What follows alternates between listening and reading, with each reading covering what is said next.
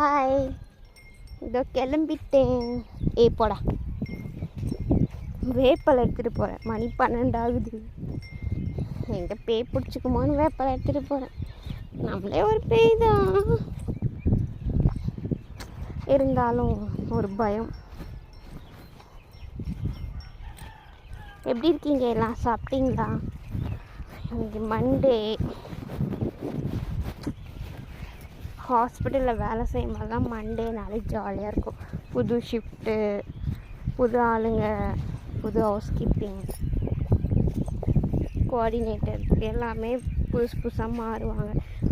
அங்கே இருக்க ஆளுங்க தான், இருந்தாலும் நமக்கு செட் ஆனவங்க செட் ஆகாதவங்க ஒவ்வொரு வாரம் ரொட்டீன் வரும்போது ஜாலியாக இருக்கும்.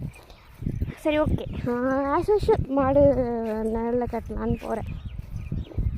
சென மாடு இல்லையா, பாவம் இல்லையா, வெயில் வரைக்க இது. எங்கள் மாடு தான் தாங்காது வெயிலுக்கு. அது ஏதோ சொல்லுவாங்க, சீமப்பசு ஏதோ சொல்லுவாங்க. இன்னொன்று வந்து பாமாலின் மாடுன்னு ஏதோ சொல்லுவாங்க. அதெல்லாம் வெயிலுக்கு தாங்காது. ஸோ மாற்றி கட்டலான்னு போயிட்டுருக்கேன். மாற்றி இல்லை, நேரில் கட்டு வந்துட்டு அப்புறம் 3:30 மணிக்கு போயிட்டு அவுத்து விடுவோம். இப்போவே அவுத்து விட்டுருக்கலாம், பட் சண்டை மாடாக இருக்குது. எங்கேயாவது போய் சண்டை போடும். அதுவும் எங்கள் மாடு, சும்மா இருக்கிற மாடு எங்கிட்ட போய் சண்டை போடும். அது என்ன பாஞ்சு குழந்தை பாப்பாவுக்கு என்ன ஆச்சுன்னா எங்கள் வீட்டுக்காருக்கு பதில் சொல்ல முடியாது. ஸோ அப்புறம் இன்னொன்று காய்ஸ், எங்கள் வீட்டில் நேற்று செம்ம ப்ராப்ளம்.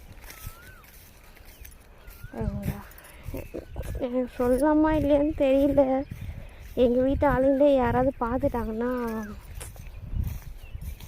சரி, ஓகே, அதெல்லாம் வேண்டாம். நம்ம ப்ராப்ளம்ன்றதே வேண்டாம். நம்ம ஜாலியாக இருப்போம், ஜாலியாக பேசிக்கிட்டே இருப்போம்.